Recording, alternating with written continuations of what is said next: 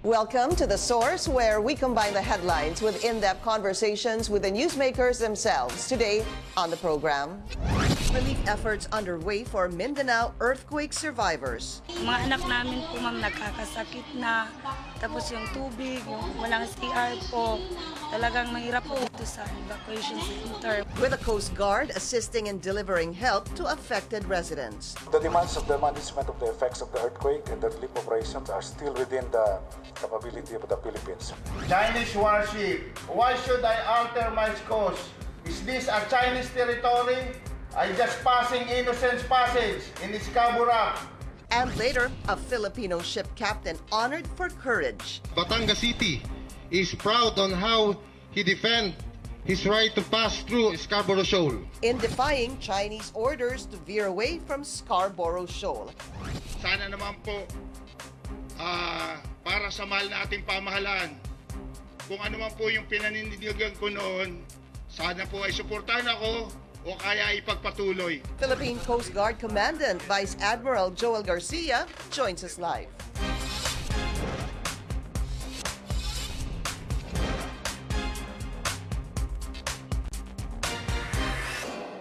Thank you for joining us. I'm Pinky Webb. The Philippine Coast Guard gathering its resources to send and deliver assistance to residents affected by the series of earthquakes that hit the region last week. Also, a Filipino ship captain insisting on the right of innocent passage in Philippine territory, despite orders from the Chinese military to change course and avoid Scarborough Shoal. But government officials believe there is no need to file another diplomatic protest against Beijing. Let's go straight to the source of this story. Philippine Coast Guard Commandant Vice Admiral Garcia. Sir, so good to see you again. Welcome to the show. Thank you very much, Pinky, for having me here, and good morning. Congratulations. Thank you very much.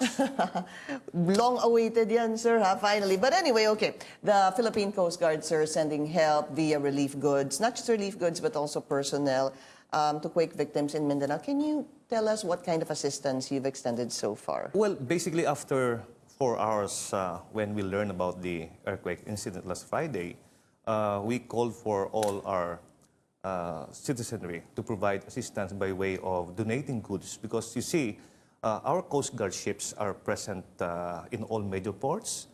So aside from coordinating with the Department of Social Welfare for the distribution of goods, we know that Mindanao is far from Luzon, and they badly need the goods. So we mobilize our land transportation and, of course, our ships.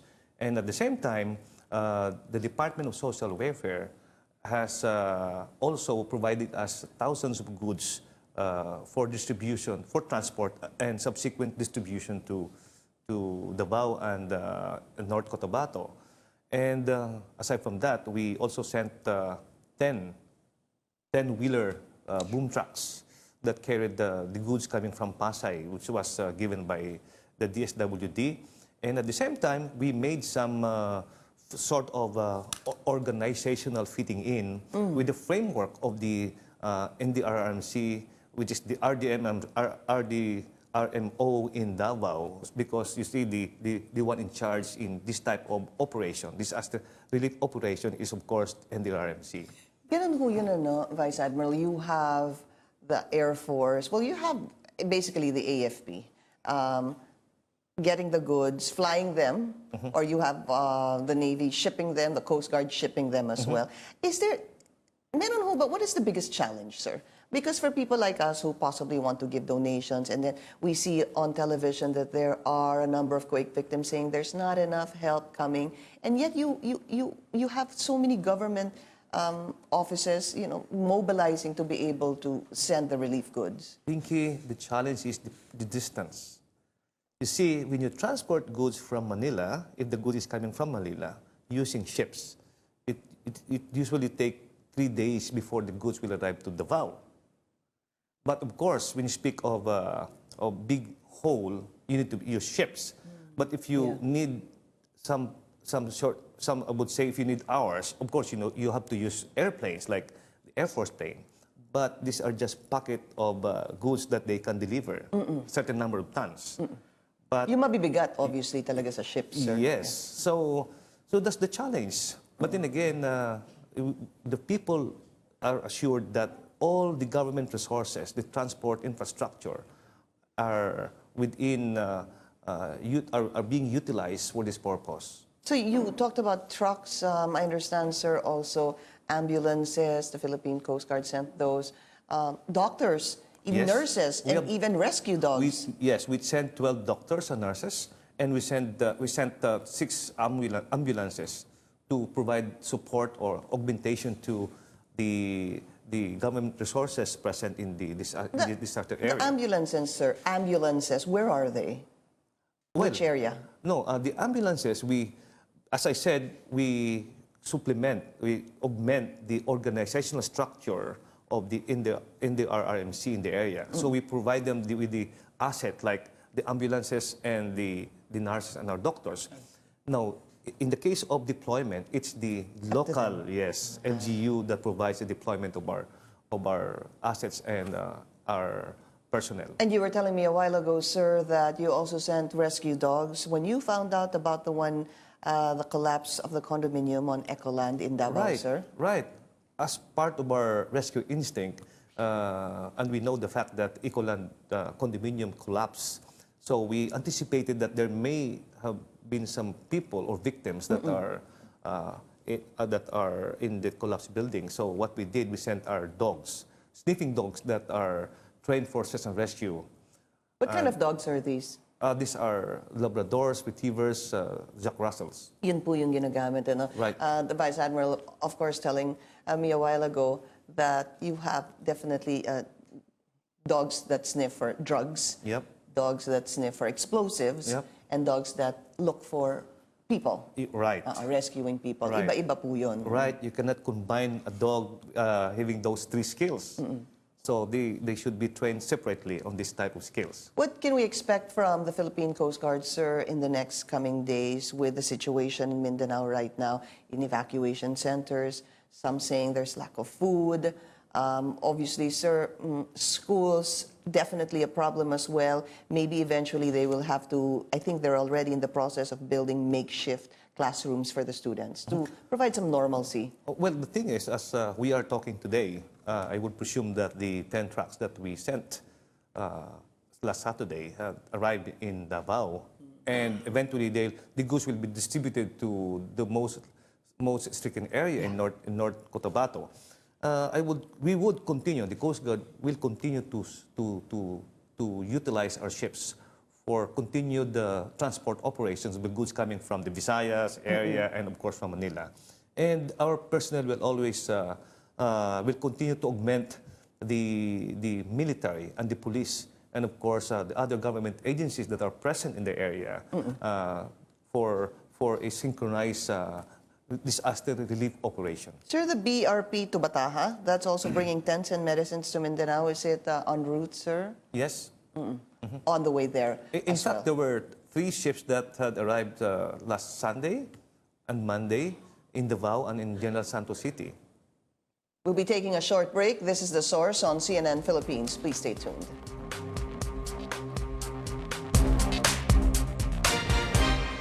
You're watching The Source on CNN Philippines. Our guest today, Philippine Coast Guard Commandant Vice Admiral Joel Garcia, Captain Manolo Ebora, commended by the LGU, sir, of Batangas City for what they call his display, exemplary, let me quote this, exemplary display of bravery and courage because of what he did, sir, over there in Scarborough Shoal. What are your thoughts on that? Well, we are one with our people to really commend the effort of Captain Ebora in defying the order of the Chinese warship. And in fact, I really laud him for his passion for nationalism in defense of our country's territory. Is there a but, sir? Were you about to say a but? Yeah. I felt it. What is it? What is the but, Well, sir? the thing is, you see, if you try to look at it in the context of international law, and I'd like to remind our viewers that we need to separate the rule of emotion and the rule for passion and the rule on rationality and the rule of international law. we must understand that, and I'd like to clarify to the viewers that while the captain is a Filipino, the ship is a Liberian ship, meaning it's an extended territory of Liberia passing the exclusive economic zone of the Philippines, although near Scarborough. And I would say that there are some legal nuances. Such as? Such as, you see, as announced, well, as told by Captain Itable, the president of the Master and Maids Association of the Philippines yesterday, during his interview, that all Filipino ship captains, when they're employed by ship management companies like Greece, and Liberia, they are required to sign a management policy contract. Which is? That before they speak before the media, they need authority from the respective Employers? flag state. Yes. So in other words, while on one hand we have to give due regard to the passion for nationalism of our Filipinos, but on the other hand, we have to strike the balance of giving due regard as well to the general welfare of our overseas Filipino workers who are employed by foreign governments. Why, such what as would be the Liberia. repercussion of that, sir? Well, it appears. So let's lay down the premise, sir. Are you saying that nagkamali po si Captain Ebora for speaking to the media without consent from his employer? The thing is, he was complaining. It appears in the video data recorder, when I saw it in the media, that he was complaining, he was telling and complaining on the aggressive order of the Chinese warship for his ship to change course. Correct. The thing is, as a standard operating procedure by all seafarers, and it is also a regulation under the Safety of Life at Sea Convention, of which Philippines, Liberia, China are signatories. Seafarers are required to, a complaint such as this, seafarers are required to file a marine protest. In this case, a marine protest should be filed not to the Philippine government, but to the Liberian government, because he's commanding a Liberian flag registry ship. Owned with the Liberian flag, Which okay. is an extended territory of Liberia. Now, the complication is this.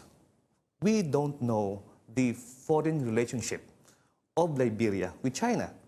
And another, what complicates matter is the goods being carried by the ship, commanded by a Filipino captain, is owned by a Greek cargo owner, which is intended for China. Opo, And correct. we also don't know the relationship of Greece and China as far as foreign relations is concerned. So in other words, if you are a Filipino ship captain, you're also duty bound. Of course you are. You have to show your passion for nationalism, Right. for your country. But then again, one must understand the responsibility and obligation as a Filipino OFW serving another government. I see. Yes. So was he wrong? Well, I would say, as told yesterday by Captain Itable, who happens to be the president of the Master and Maids Association of the Philippines. It is an association of merchant marine officers. Well, according to him, when he was interviewed, there's an existing policy that all Filipino ship captains, before they get interviewed by media, they need authority From their employers. from their employers, in this case, from the Liberian And he government. did not, and we're assuming, obviously, sir, that he didn't get that permission. Well, I have no assuming. knowledge with respect to asking permission. But then again, for the Philippine media, we also need to be sensitive on these international repercussions. Because indeed, we have to be responsible in our reporting. Because it does not only involve our passion for nationalism, but of course our relationship with our foreign partners such as Liberia and Greece, because they employ thousands and thousands of our Filipino seafarers. What would be the effect, you think, of what a captain did to the OFWs in Liberia and Greece? I will give you one good example, Pinky, so that our people would understand. It's a fact, Pinky, that there are thousands of Filipino citizens working on board U.S. Navy ships. Hence. Hence, are they authorized to speak in behalf of the Philippine government while working on board U.S. Navy ships? In the same vein that there are thousands of Filipino ship captains who are working with foreign flag vessels that are extended territory of the country they're representing with. Are they authorized to speak for their country whilst working, employed, having contract with foreign government? And of course, there are international repercussions in the security of that government, the economic relationship of that government with other governments. So nagkamali ho ba siya? Well, I would say that there might have been inadvertence on the part of Captain Iborra. Because probably I commend him for being Filipino, even if probably in my case, I will defend you, I will defend my mother, I will defend our sister, our Filipino. But then again, we must strike the balance between our passion for nationalism and our obligation and responsibility to the 500,000 Filipino seafarers who are also working on foreign ships. What are you saying what Captain Iborra did, could that somehow affect companies trying to employ Filipino seafarers? Is that what you're saying also, sir? Well, in the Would they give seafarers a second look because of what Captain Iborra did? That's a very good question. That's why, as I said, and it's a known fact in the shipping, in the merchant marine profession, that before they are employed, they sign contract. And of course, it's a law that binds between the employer and employee. So in this case, the employer of Captain Iborra is the Liberian government, because he is working in behalf of the Liberian government, bringing that ship and the goods of the Greek owner to China. That's his responsibility, Now, basically. if there was a violation of rights, because really I commend him for defending the safety of the ship, because the Chinese warship ordered him to change course. To veer away. And there might be some safety reasons why he was navigating in that area. So meaning if there was an instance, or at the time, based on his professional judgment, he didn't fit that he needs to stay course despite the order of the Chinese warship, the violation should be coursed through the Liberian government, because he should fight a marine protest. Because it should be the Liberian government that should make a protest against the Chinese warship if indeed there was violation of that right. So are you saying that Secretary Salvador Panelo was right that this should not be our concern because it wasn't a PH vessel? Well, it's indeed he's right that it's not the Philippine concern in the context that the marine protest should be filed by the captain with Liberian government, Liberian Liberian government. Because no way that in international law, the ship captain may file that to his mother country. In the Philippines. In the Philippines. Yeah, because he was being employed by by an international employer. Exactly. And there's no way for the Philippines to investigate the incident inside the territory of another country, which is Liberia. But there's two things, sir, before I forget. Where does freedom of navigation come in here? Very good.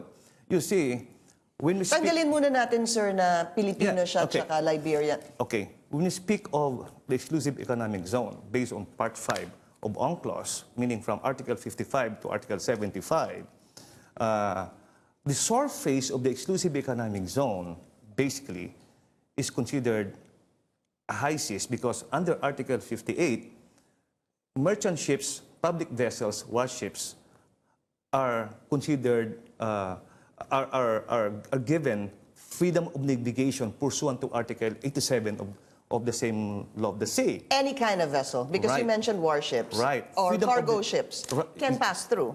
Well, freedom of navigation, yes. So simply, sir, you're saying that any vessel from any country can pass. In the EEZ, yes. Can I be precise, sir? In Scarborough Shoal? Yes, ma'am. Okay. For reason that all countries using their vessels, for cargo vessels, tankers, these countries are also signatories to UNCLOS. Philippines is a signatory to UNCLOS, so we have to have due regard to the rights of other flag states. So, Captain Iborra had the right to pass through that course that he wanted to pass through, sir. Correct. He had that right, huh? Correct. And as a representative of the Liberian government, And if he sees that there was violation Yeah. of that He should have flag fi- state, he should have. Liberia can file that case, is what Because you're as saying. an SOP, and we know all of that, because merchant marine officers are trained for that, he's supposed to file a marine protest to the Liberian government. So where was he wrong? What I'm understanding, sir, is that he's wrong because he spoke to media. No, I'm not saying that. Because he didn't ask permission from his employer, because he needs that permission first and foremost, sir. If I'm not saying he's wrong, because his employer should judge whether he committed a mistake. Fair or not. enough, sir. Yes. So, but you laid down the premise that in situations like this, seafarers must get permission from their employers before speaking to media. So you laying down that premise, sir, makes me assume that you think he did not seek permission from his employer. Pinky, in fact, as I'm saying, as I told you earlier, it's the pronouncement of the president of the Master and Mates Association of the Who said that? Philippines that said that all Filipino sea captains, before they are employed by foreign governments, they are required to sign a management policy contract. And one of these is not to be interviewed by media unless authorized by the flag state. That's why. But so you and the person who said that, sir, is wondering. Captain Itable. Captain Itable, sorry, is wondering. You guys are wondering, did he seek permission from his Liberian? That we need to find out. Okay, we'll be taking a short break. This is The Source on CNN Philippines. Please stay tuned.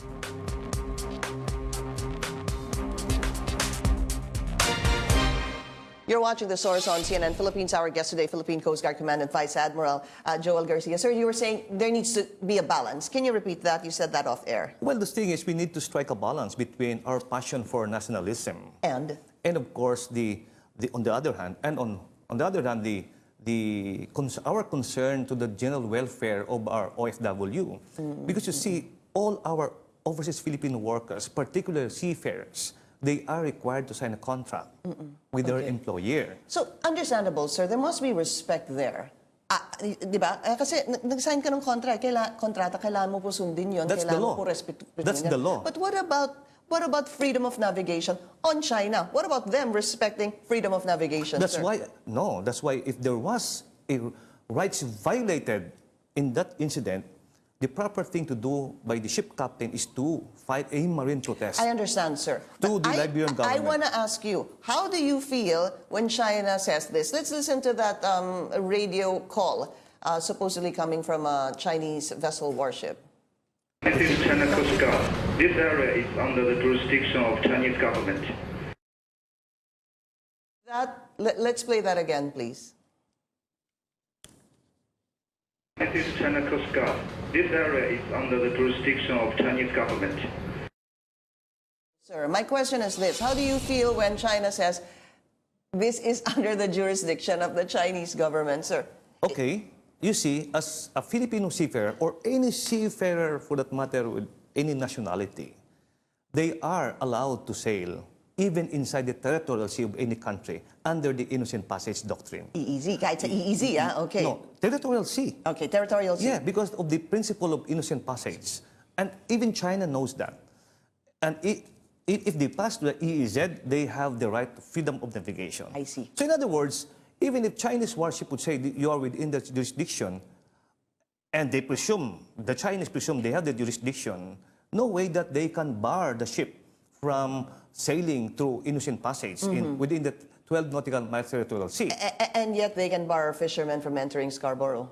Well, that would be a different subject. Our subject is the case of the Filipino captain. Yeah, okay, that's the case of the Filipino captain promoting nationalism, and probably a lot, some people praising him for that. But what about our fishermen, sir? Let's go to the simple fishermen that go out to sea in Scarborough, and they can't even enter Scarborough, or the 22 fishermen on Recto Bank, sir. Okay. Hindi ho ba? In the case, yeah, that's correct, Pinky. But going back to the incident, because you have to focus on the incident.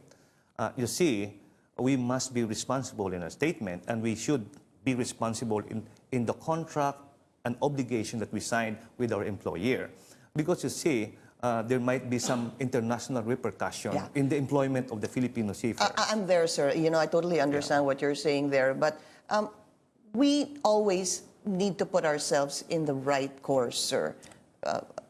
commitment to our International contracts, obligation. international obligations, International law. and international law. Not to be subjected through human emotions. Yeah. Because But- there's a big difference between subjecting the rule of emotion Yeah. and the rule of law I guess, and but rule of my nationality. question is, when does China respect international law? The thing is, the Philippines has won the arbitral award, and the world knows that indeed we won. Second, the Philippines, if we must revisit in 2009, when China published the 9-line chart with the Secretary General's Office, United Nations, the Philippine government, through the Department of Foreign Affairs, submitted a continuing objection Right. to China's claim. What is that instrument called continuing objection? Meaning, even if we are silent on subsequent issues, there is a continuing protest Yeah. made by the Philippines. Sabi nga nila, you Yeah. cannot acquiesce to this. Sir, just very quickly, two things. Do you consider it a form of harassment, yung ginawa po doon sa Liberian ship manned by Filipino crew? Was it harassment? Yes, that's harassment in the sense that why should the Chinese warship imperils the safety to navigation of that ship? That's why, as I said, if there was indeed a right violated by the Chinese Coast Guard on the Liberian ship, the proper thing to do is, of course, to file a marine protest to the Liberian government, not to the Philippine government. Okay, isa na lang po, mabilis lang. Sabi po ni Kapitan, sana naman po daw suportahan siya. Yeah, Dahil baka mawalan daw siya ng trabaho. Definitely, he is well supported even by me. He's my classmate from the Philippine Merchant Marine Academy. I'm fully supporting him. But then again, as I said, we have to strike a balance. Now, with respect to the job concern, his job concern, it's his relationship between the Liberian government or the ship, His employer. his employer, not with the Philippine government. All right, maraming salamat kay Philippine Coast Guard Commandant Vice Admiral Joel Garcia. Thank you, sir. Again, it's good to see you. And thank you for joining us here on The Source. I'm Pinky Webb. You're watching CNN Philippines.